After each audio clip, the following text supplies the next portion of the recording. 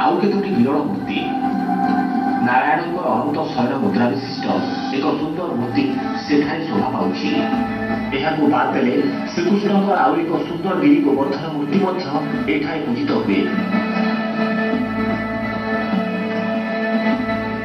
केवल सेतिकी नुहे मंदिर गर्भगृह आप देखिए माँ दुर्गा एक विरल मूर्ति।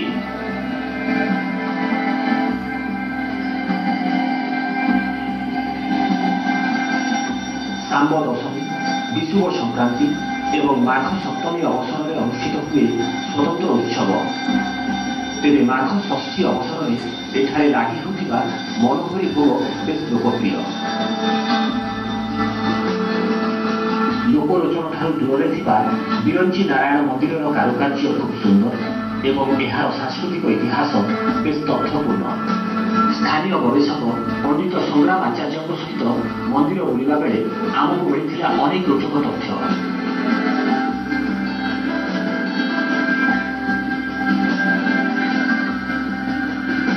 कौ समय मंदिर निर्माण होता देखो ऐतिहासिक नवम शताब्दी ये मंदिर निर्माण होती ऐतिहासिक प्रमाण शिलालेखा अच्छे परवर्ती पर्याय शिलालेखा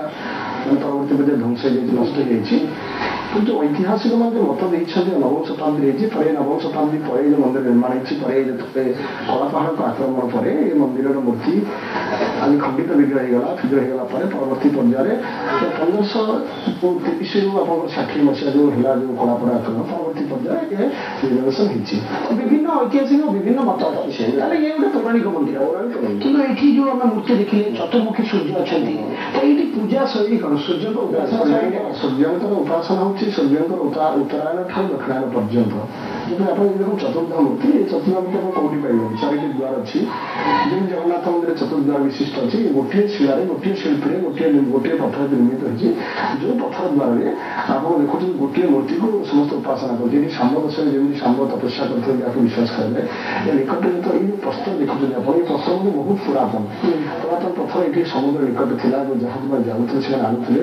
से जहाज निर्माणित जो पथर ये पथर तो ये भद्रक जिलार कौन पहाड़ पर्वत ना ये पथर आप देखुं पथरटा से समय तत्कालीन समय से आनी श्रीलंका राष्ट्र ऐतिहासिक प्रमाणित करते ये जानी यात्रा सूर्य जानी यात्रा जमी विभिन्न मंदिर जमी सांब दशमी चंद्रभागा लक्षाधिक लोक भिड़ हुए कि ये कौ कौ जानी यात्रा होते सूर्य उपासना नारायण सहित जड़ित तुलसी उपासना करा सूर्य नारायण विश्वास कराए नारायण समस्त उपासना